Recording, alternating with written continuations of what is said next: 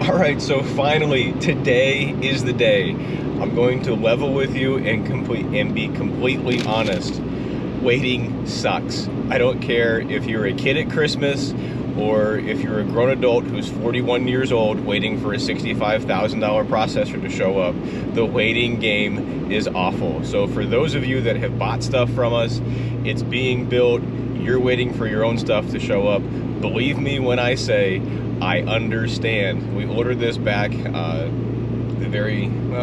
November-ish 2020. So today I think is February the 27th, and just got the phone call. I wasn't expecting this to be here until at least later on this afternoon, if not Sunday morning, but apparently the truck pulled into the shop parking lot somewhere around 4 o'clock in the morning, and so we're heading over and we're gonna get that all de-chained and unloaded. And of course, to add insult to injury, it had a snow last night, so where it was in the mid-40s yesterday, everything was nice and dry, and I could have just hooked up to the machines and brought them home and not have to worry about washing them in the driveway so they look all nice and spiffy here for the YouTube channel and their Facebook photo shoots. But we should be over the shop here in a few minutes, and we'll do a little walk around the trailer just so if you guys ever end up ordering some brute force stuff from us, you know exactly what to expect, and we'll show you what it's all about.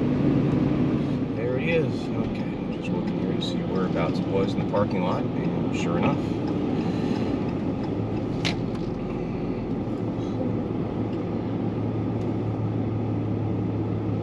That's the 1824 diesel with the extended deck, fold over conveyor, and brand new 30-foot radius axle stacking conveyor. And let's go ahead and help Mr. Blaine get things unloaded.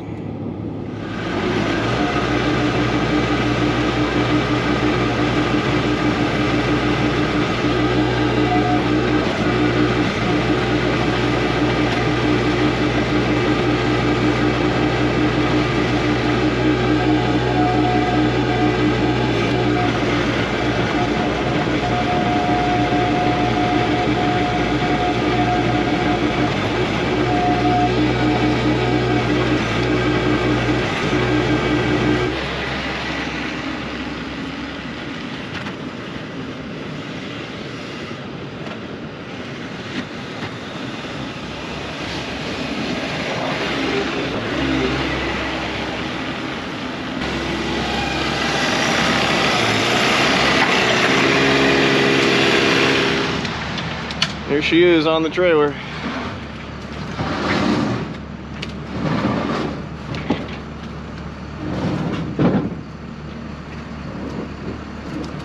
Now, I was trying to figure out what this was in the picture.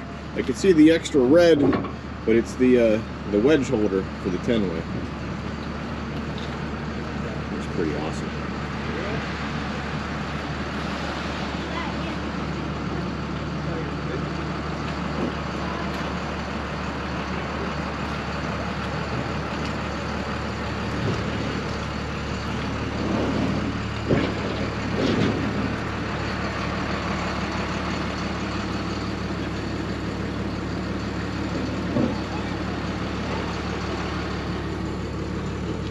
Just like a kid at Christmas, baby. Nothing sweeter.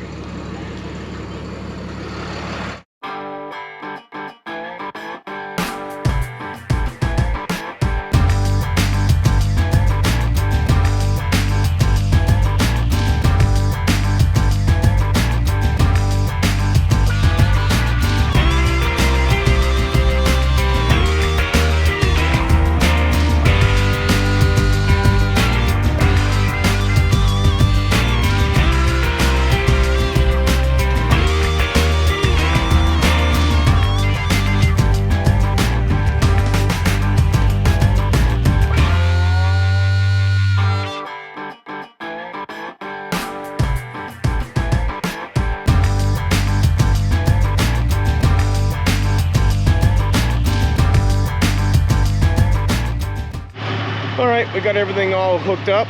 Gonna take it over and get a fresh tank of diesel fuel in this. We'll see how much it actually holds in there, and we'll actually see how these tandem axles tow. Alright, so we're all hooked up. doing 55, 60 miles an hour.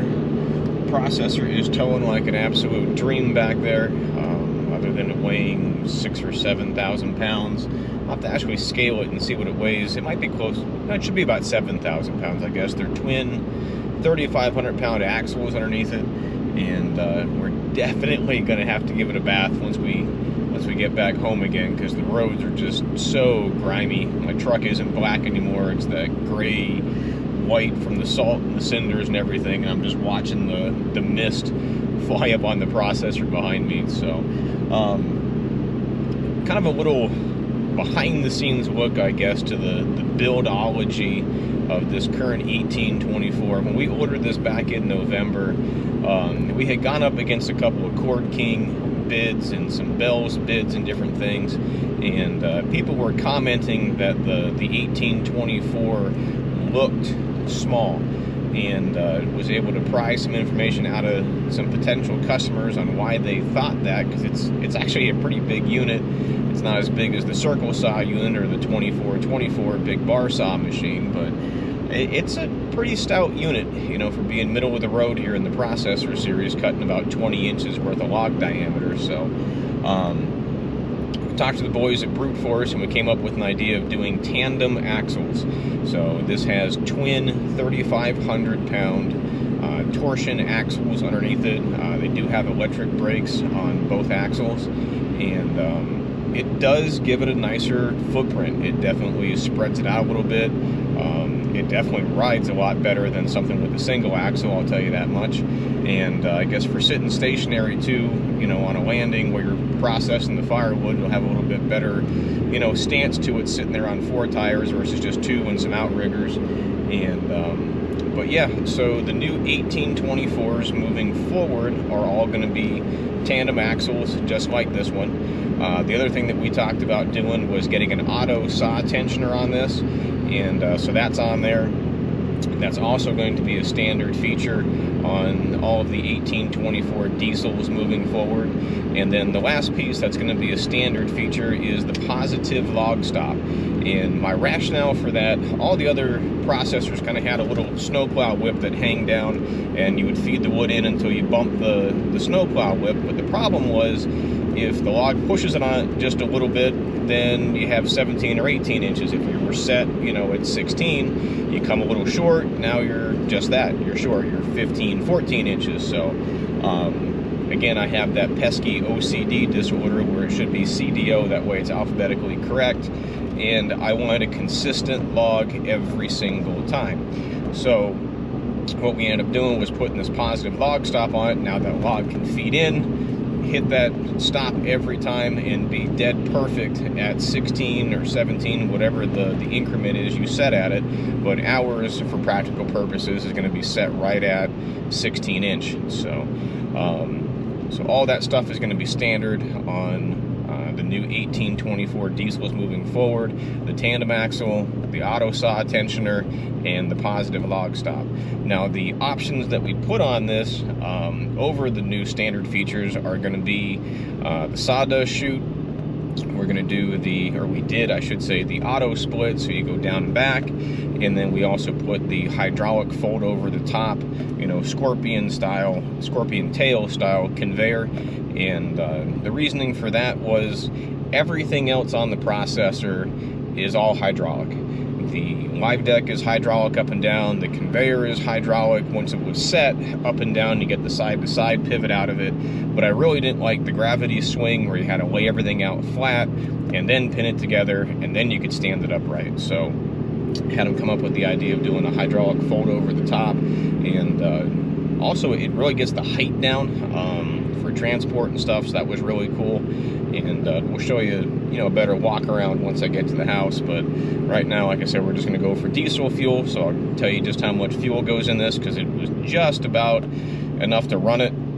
You know, for transport, they got to draw it down low. And the diesel actually stalled coming off the trailer when it hit the ramps and coming down. So we actually learned how to prime it too. So I'll show you that when we do the little walk around as well. So heading up here to the fuel station where we can get some off-road red diesel for it, and go from there.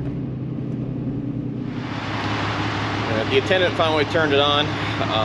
It's $2.54 for red diesel, that's just kind of amazing. But there's probably, I don't know, a gallon in the tank according to the little sight gauge on this. So we'll see what it actually takes. Guessing maybe 20 gallons is what this thing is going to hold. We'll see what it actually comes out to here in a minute. But you know, we were running that 1624 for so long that just having all the gas jugs around the office, around the woodlot rather, it's kind of a pain. I'm not a big funnel and gas can guy, because even the no spill cans pretty much don't live up to their name. They pretty much spill everywhere. So that'll be nice. I've got a nice big off-road tank for diesel for everything else that we have on the property. Toolcat, the S300, the E60.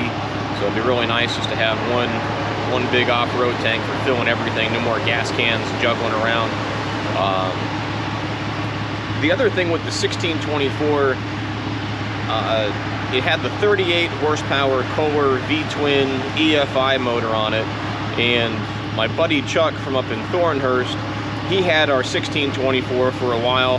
He helped us pull it back from up in Boonville, New York in 2019 when we bought it.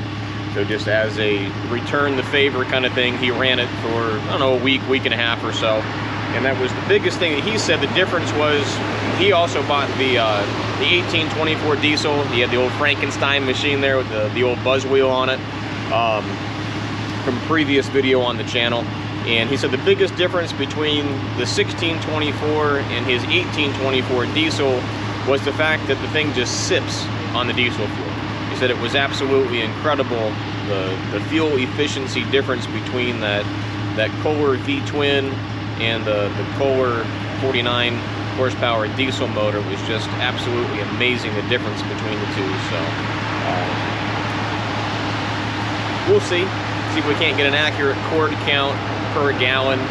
The nice thing with us is going to be filling the 1/3 of a cord firewood bags. Is going to be really handy for both the cord count per hour, the cord count per gallon of fuel, and maybe the cord count per gallon of the bar oil. We just kicked off here. About 1.5 inches down. We'll get it pretty close to being full. It's right around 40 degrees, so I doubt it's going to expand too much before we suck some out of it, you know, with the horsepower flying. So that's right about 1 inch. And 23 gallons is what it looks like. So.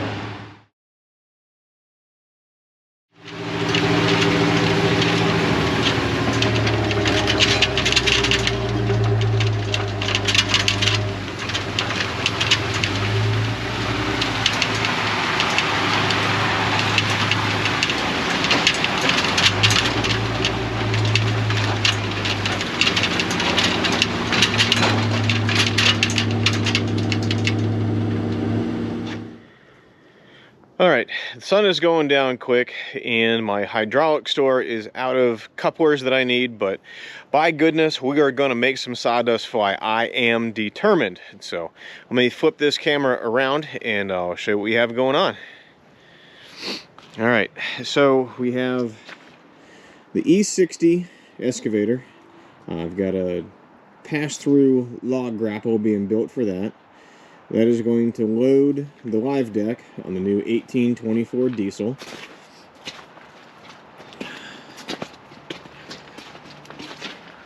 So there's the Kohler 49 horsepower diesel, Tandem Axles,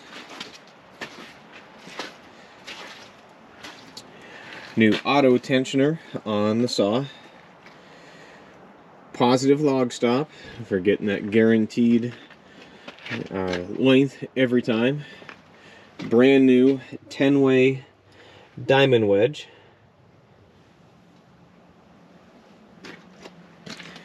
Attached hydraulic folding conveyor. This is a hydraulic fold. As you saw in the pictures, it will go up and over the log trough. Brute force disc cleaner.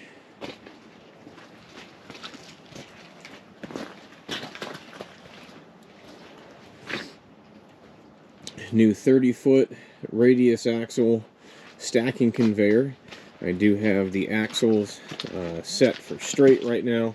Just trying to get this video in before the sun leaves me for the day and I'm in the dark.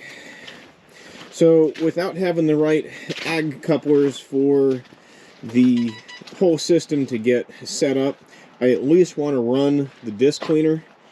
So this is up on the inside there. But to run the cleaner, we have the processor set up with its own set of couplers to run all of this. But like I said, being short on the couplers, we are going to run this off of the Bobcat Toolcat. I've done this before. It does work pretty well. I really wanted to make the whole thing sing today, but it is just not in the cards. So we're going to at least process one log through. We'll just fill the hopper here on the conveyor just for giggles on that one. But unfortunately, it'll just be the processor and the cleaner running, not the whole shooting match until Monday anyhow, when the actual hydraulic store opens. These are the auxiliary connections down here that we are going to tap into to run everything. We're going to run it from there to the cleaner, and then to the conveyor, and then loop everything back through for a solid circuit. But we'll clip this camera, get everything warmed up, and make some sawdust.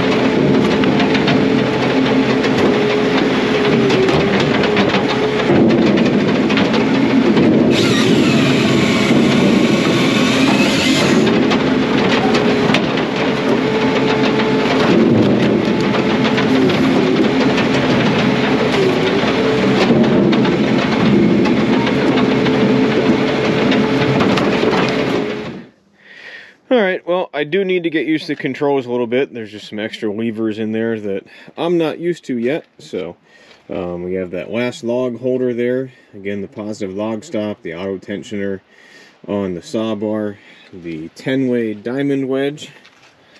Give me another look there. Seemed to work alright. Need to get the conveyor speed figured out so that way we're not losing things off the side. Gonna have to get that to spin just a little bit faster. But over here, the disc cleaner did its job. You can see all the little bits and pieces that kind of came out of it here.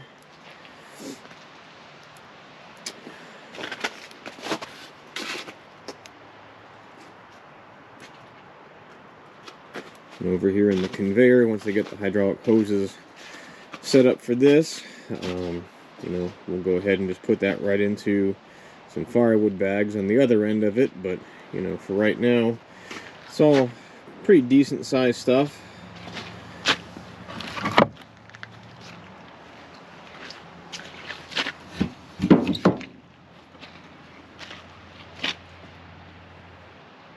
All pretty happy with it. Some bigger pieces, some smaller pieces. I'll throw my glove in there for a reference. But yeah, pretty happy with how all that turned out with my auxiliary power pack, aka Toolcat, over there.